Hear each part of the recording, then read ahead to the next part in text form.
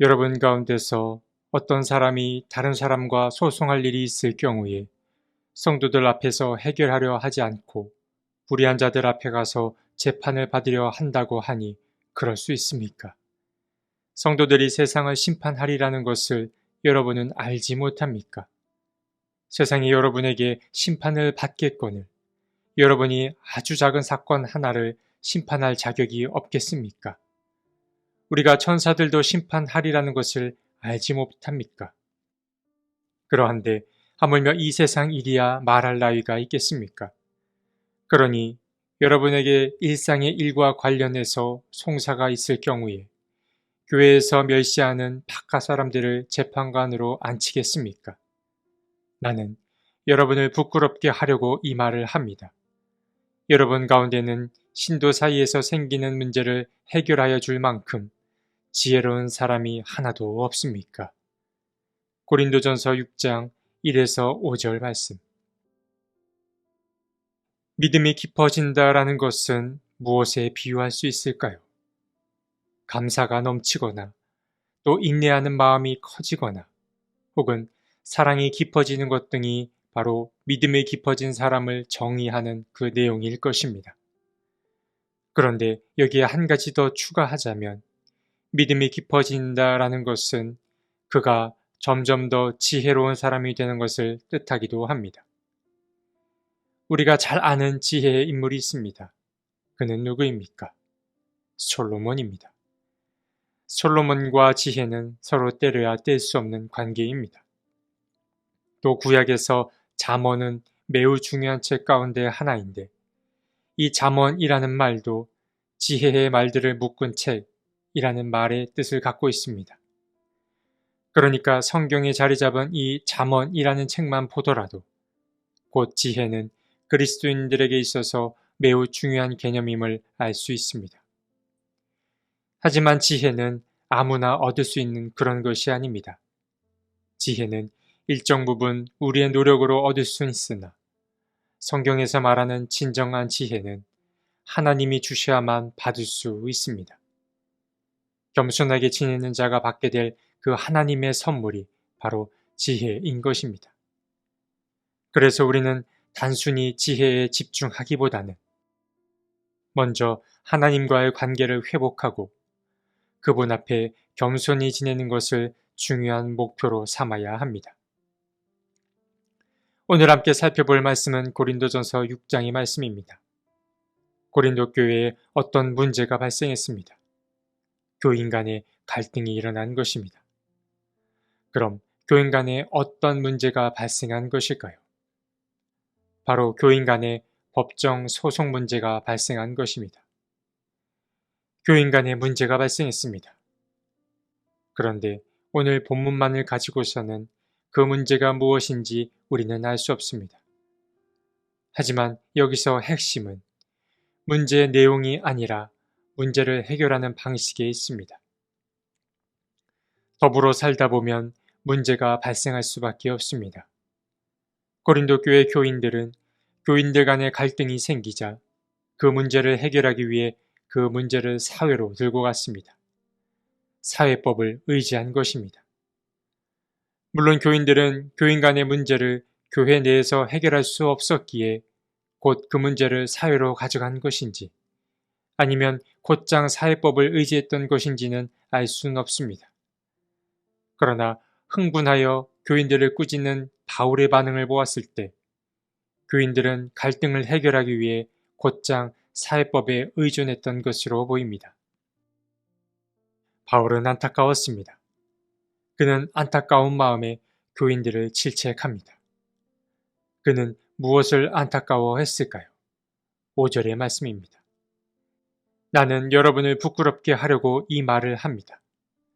여러분 가운데는 신도 사이에서 생기는 문제를 해결하여 줄 만큼 지혜로운 사람이 하나도 없습니까?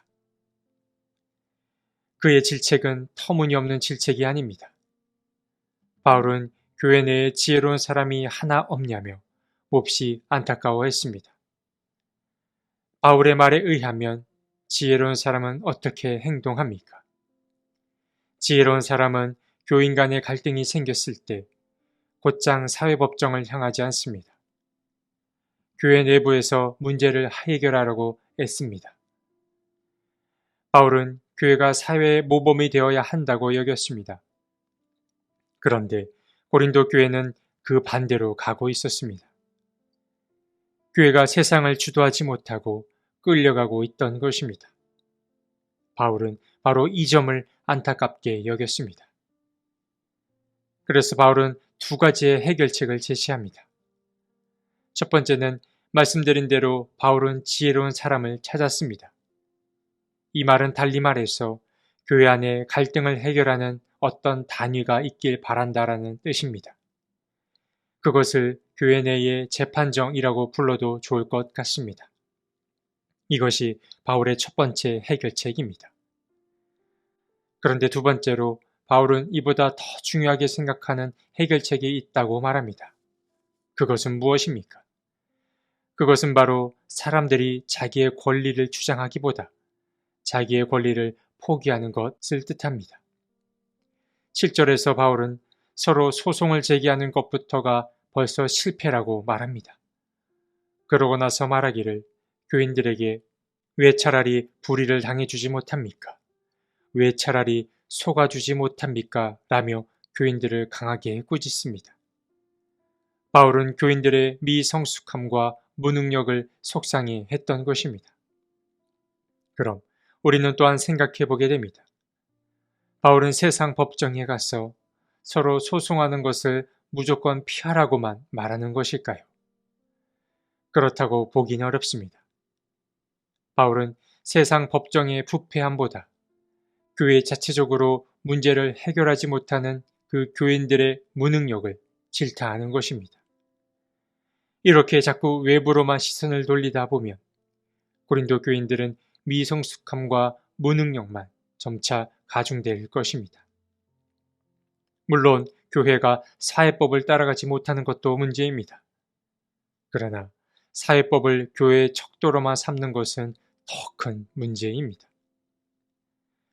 오늘 본문을 통해서 바울은 지혜로움이 무엇인지 우리에게 알려주었습니다. 바울의 이야기를 통해 발견한 지혜는 무엇이었습니까? 먼저는 서로 소송을 제기하지 않는 것이고, 다음으로는 불의를 당해주고 속아주는 것입니다. 이 말은 곧 신앙생활은 어떠해야 하는지를 알려주는 대목이라고 말할 수 있습니다. 믿음 생활이란 미련한 것입니다. 논리적으로 사람을 대하지 않는 것입니다. 상대의 부족함을 알면서도 그의 부족함을 모르는 척 해주는 것이 곧 신앙인의 덕목입니다. 사람은 누구나 입장이 바뀔 수 있습니다. 송사를 제기하는 사람도 다른 누군가에게 송사를 당할 수 있습니다. 이것이 중요합니다. 사람은 언제든 상황이 뒤바뀔 수 있습니다. 우리는 이것을 늘 염두에 두어야 합니다. 구약의 한 예가 이를 증언합니다. 에스겔서를 보면 두로왕 히람의 이야기가 등장합니다. 히람은 하나님의 사랑받는 왕이었습니다. 에스겔서에서 그를 묘사하는 대목을 보면 하나님께서는 세상을 창조하던 시절까지 거슬러 올라갑니다. 그는 말합니다. 나 주 하나님이 말한다. 너는 정교하게 만든 도장이었다. 지혜가 충만하고 흠잡을 데 없이 아름다운 도장이었다. 라고 말합니다. 하나님은 히람을 아끼고 또 보호했습니다. 그러나 그 온전한 히람도 죄를 범하였고 그 죄가 땅에 쌓이게 되어 결국 한 줌의 죄로 돌아갔습니다. 하나님께 생명을 선물로 받았다가 다시 흙으로 돌아간 히람. 주님 앞에서 절대적으로 잘난 이도 없고 절대적으로 부족한 이도 없음을 우리는 다시금 깨닫게 됩니다. 주님 안에서 사람은 누구나 큰 차이가 없고 서로 평등합니다. 이제 우리에게 남은 몫은 이것입니다. 그것은 무엇일까요? 바로 정직과 신뢰입니다. 정직이란 무엇일까요? 정직은 사람들에게 늘 솔직하게 말하며 사는 것을 뜻하지 않습니다. 정직은 내가 하나님 앞에 투명하게 사는 것을 뜻합니다. 하나님 앞에 나의 부족한 모습을 인정하고 그 모습으로 살아가는 것이 바로 정직입니다. 주님 앞에 겸손히 사는 것 말입니다. 그럼 신뢰란 무엇을 말할까요? 신뢰는 주님의 변함없는 사랑을 끝까지 믿는 것을 뜻합니다. 하나님께서 우리를 홀로 두지 않는 것을 믿는 그 믿음 말입니다. 참 지혜의 사람은 자신의 한계를 아는 사람입니다. 그리고 다른 사람의 한계도 아는 사람입니다. 지혜로운 사람은 타자의 한계를 안다고 해서 그에게 실망하지 않습니다. 지혜로운 사람은 상대방의 부족함이 곧 나의 부족함과 연결되어 있음을 알기에 지혜로운 것입니다. 여러분, 주님 앞에 정직하게 살아가십시오. 그리고 주님을 철저히 신뢰하십시오. 정직과 신뢰의 마음으로 살다 보면 어느새 누군가를 판단하기를 그치고 긍휼의 마음으로 사람을 대하는 자신을 발견하게 될 것입니다.